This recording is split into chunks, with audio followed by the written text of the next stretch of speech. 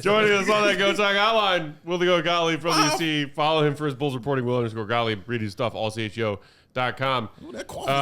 Go. We've spent the better part of the first post-game minutes talking Bulls shot selection tonight. Obviously, another game where they get up a bunch of threes, 50-plus for the second straight game. Only hit him at about a 35% clip. There were some turnover issues.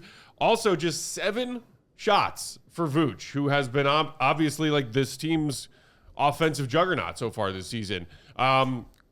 Curious what Billy Donovan had to say about the team shot selection if that came up after tonight's loss.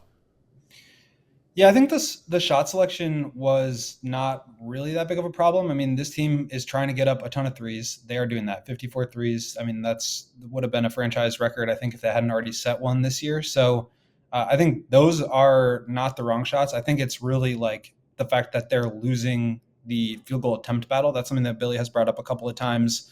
86 field goal attempts for the Bulls, 92 for the Sixers, and they were even in turnovers, both with 15. So, like, where is this gap coming from, and how do they help address that? Because, I mean, this is a game that, yeah, the score was 8 points, but, like, it felt like they could have gotten there with, like, one more basket in those final couple of minutes, and, like, those margins really end up mattering. And so, obviously, like, you make another 3 or 2, and this is maybe a different game, but also, like, if you protect against turnovers or you get yourself a couple of easier shots throughout the game. And I think that's where the Vooch question comes in, which is the same thing that happened after last game. I feel like they kind of lost track of him a little bit and didn't really get him his spots. Billy made note after the game that they need to do a better job just like making entry passes. But I think that it's easy to kind of forget that Vooch can be a threat on the block when you're trying to run so fast and you're trying to move through your reads so quickly, get up and down, attack the paint, get it in, spray it out, and then take that shot. Like, there's not really a lot of room for a post up in there. And so you have to be timely with it. But when they are available, you have to make sure to find him. And I think they just really have not done that very well the last couple of games. And it's not because Vooch isn't playing well or he's like missing his shots. I mean, I think he was 3 of 5 last game on threes, 1 of 2 tonight. But like, you just got to get him more looks. You got to play through him a little bit more. And, the 76ers were switching him and putting him up a little bit higher. And so I think that kind of took him out of his game a little bit. But I think when they're at their best, they're playing through Vooch, or at least, in secondary actions where he's in those trail 3 spots and he's either attacking the basket, getting downhill, or just shooting. And it just felt like they really haven't gotten to that much over the last couple of games here. Well, I mean, the Bulls shot 40% from the field, 35% from 3. I asked you last game if you felt like the Bulls were kind of coming down off of cloud 9 and kind of evening out on their offense. And so seeing what they did today as far as their offensive production, did that sway your opinion on that? Or are you still feeling like, no, this team is still top of the league, leading the league in what, 3-pointers made, like top 10 in pretty much everything offensively? And it'll kind of stay there. I mean, I think they are a very good offensive team. They're top 10 this year. Over the last 8 games, at least prior to this one, they were the number 1 offense in the league. I think they're a very good offense. I'm not sure that they will continue to shoot, they were over 50% from the field in 7 straight games. They were leading the league in true shooting and effective field goal. Like, that stuff's probably, even if it doesn't sustain, like, I think they're going to be high up there, top 10 for sure. But when you're excelling at such a high level, like, any slippage back down to just normal is going to bump those numbers way down. And I think you're seeing some of that. But they scored 30 more points from 3 than the Sixers did tonight. Like, that's a recipe that I think they would take every day of the week. And it's something that we talked about the last couple of years being on the other side of it, which is that, like, they need to get themselves into the math battle. And this year they're, like, really excelling at that. So, they shot 35% from 3 on 54 attempts. Like, that, I think that's a good game for them. It's more about the other stuff and, like, the defense that can really be problematic when you're not, containing Embiid and he's going for, 19 points in a quarter. Like, that's going to happen because he's Joel Embiid and he's a great player, but you have to get yourself back in that game somehow. I was actually impressed with the fact that the Bulls were able to do that and get themselves back in there, where it felt like you go down 19 and that could have just been the end of it. So to me, I don't think this was like a bad offensive game. I think it was just, some things on the margins, some execution, and then defense that can put them over the top. I made a statement because we were we've seen Coby the last 2 games. He still doesn't look 100% to me. Has there been any comment on his situation? No comment from him or Billy about Kobe's play, but I've noticed that too. And 13 points on 17 shots tonight, no free throw attempts. Like, it just doesn't really feel like he's getting that consistent production, or at least doing the parts of his offensive game that keep the floor really high. And so last year, I think what he did a really good job of was like getting to the free throw line, generating points on attacking closeouts. And he's doing some of that, but it just doesn't feel like that same floor is there this year for whatever reason. Obviously, he had the ankle sprain, and that cost him a couple of games here. I was thinking maybe that had something to do with it, but he's been back the last couple of games, and I'm sure he would be the first to like say that that's not an excuse. So we know Coby. He's been here for many years now, and he's always had some portions of the season where he gets super hot and some where he's just not quite there in terms of his shooting. And so I think we're maybe just in a little bit of a lull here.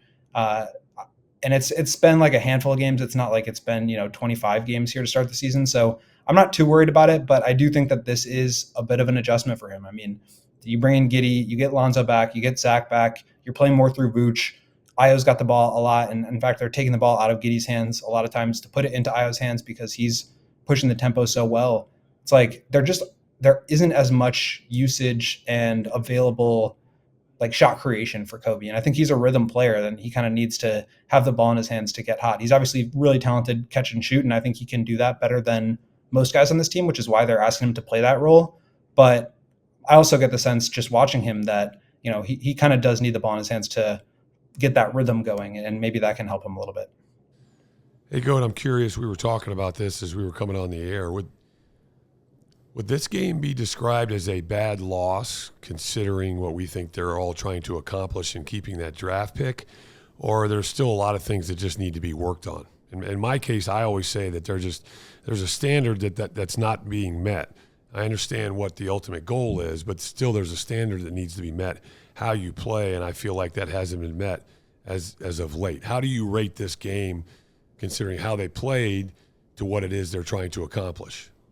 Yeah, that's an interesting question, because I think it's like so subjective almost, where like it's kind of in the eye of the beholder. To me, like this was certainly not their best game of the year, and I wouldn't put it in like the top couple in terms of like their execution. Like the Boston game, for example, that was a loss, but I thought they played some of their best basketball. They were competitive with the best team in the league, with the champions. I thought they defended well. Vooch obviously was playing really well. It just felt like they weren't really like committed to everything that they need to commit to in order to play the best version of basketball for themselves. And I think that goes back to the Vooch thing. Like he just didn't feel involved enough, and he's such a good playmaker that even if he's not shooting the ball well, or even if he's not scoring, he's still creating good offense for you and putting pressure on the rim. Here we go again with the lights. Hey. The power But, of the 12. Go home. I think they just need to not forget about Vooch, because he's so important to even just like getting the ball moving side to side. And I think it's good to take a lot of threes, but you want them to be the right threes. And I think for the most part, they're trying to do that. Like, especially, I was talking with Nick Nurse about this before the game. Like, they're so good at pushing the tempo even after made shots. And I think sometimes you can just get lost in doing that a little bit, where there is maybe a little bit more of a balance. So I think they have to be extreme with the way they play, because they just don't have the talent to compete with Joel Embiid and Paul George. But that doesn't mean that you kind of forget who you are, sacrifice the things that make you effective in order to try to just shoot as many threes as you can to keep yourself in a game, if that makes sense. Goat, couldn't help but notice that Billy went with Modest for a long stretch, like almost the entire fourth quarter.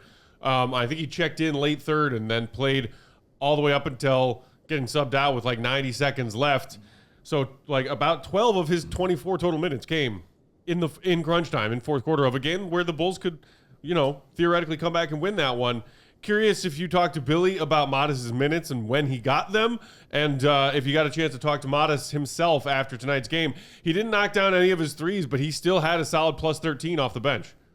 Yeah, I think Modest was kind of saying, like, it's too bad I didn't shoot better, but I felt like I was kind of understanding some things defensively, and I think there's really good growth and experience for him to be able to get in clutch minutes, or like, late game crunch time experience, where he just hasn't really had that. Not because he hasn't been playing, or maybe partly, But because the Bulls just haven't had many games like this where they kind of come down to the wire and actually qualify as a clutch game, which is within 5 points in the final 5 minutes. So this qualified, and obviously it's a different team in the clutch in particular, I think, than they were last year compared to, the DeRozan-oriented offense.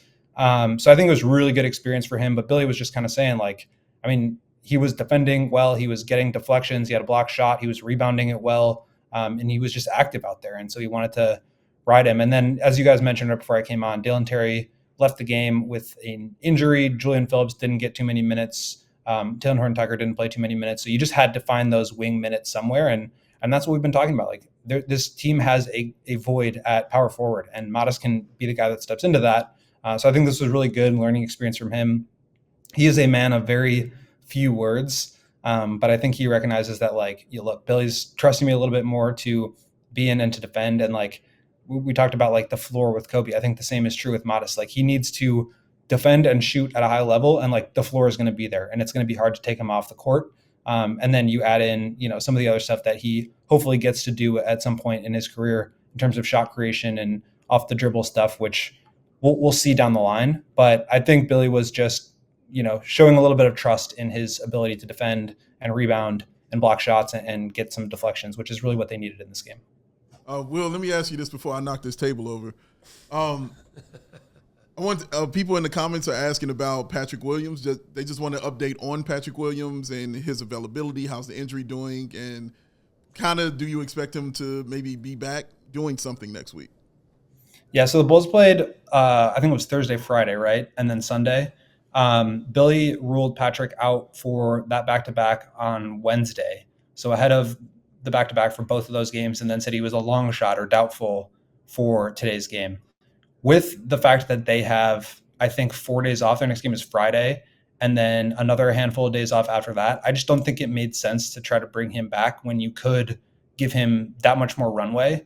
So I think Patrick is getting closer. All indications point towards him, starting to do that ramp-up process. I know you guys love that, but just getting himself back on the court. It sounds like the inflammation, which was the big concern, has subsided, and now it's more about okay, so the inflammation's gone. We can put him through some workouts, some practice, some training, but then does it come back after that? And that's the part where we just don't know yet. There hasn't been any updates in terms of his ability to put together consistent days of training and work.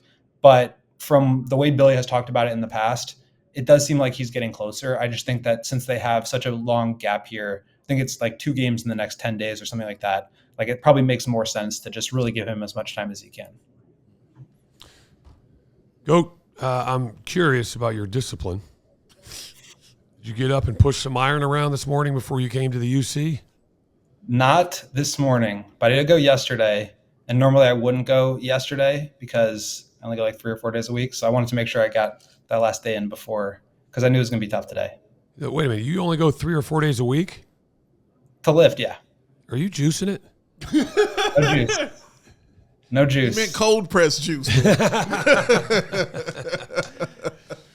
take that as a compliment. That's pretty. Yes, sir. Yes, that's sir. pretty impressive if you're only going 3 days a week. Yeah, man. How many days do you go to the gym per week, Will? 6, but I don't do weights every day. I mean, I do upper body twice a week, lower body twice a week. I do yoga twice a week. That makes 6. What did you tell me? What was it called? The rich man's or the lazy man's weight loss? Oh, what was that? No, it was Steve Kerr used to talk about when he was with Cleveland. McKeskey used to talk about the businessman's workout. Steam, sauna, shower. That sounds good to me. That's my off day workout. Yeah, exactly. It's really concerning how every Go Talk hotline just turns into us objectifying Will Gottlieb. Everyone. Every single one? I don't know about that. Yeah, after 3 years of this, you just get used to it, I guess. And we appreciate all the hard work. Goat, Will_Gottlieb is where you can follow his Bulls reporting. AllCHGO.com is where you can read his great stuff covering our beloved Bulls. Go enjoy the rest of your Sunday, buddy. Take some time off, hit the sauna, and we will talk to you tomorrow. I'll see you guys then. We all silly like the mayor.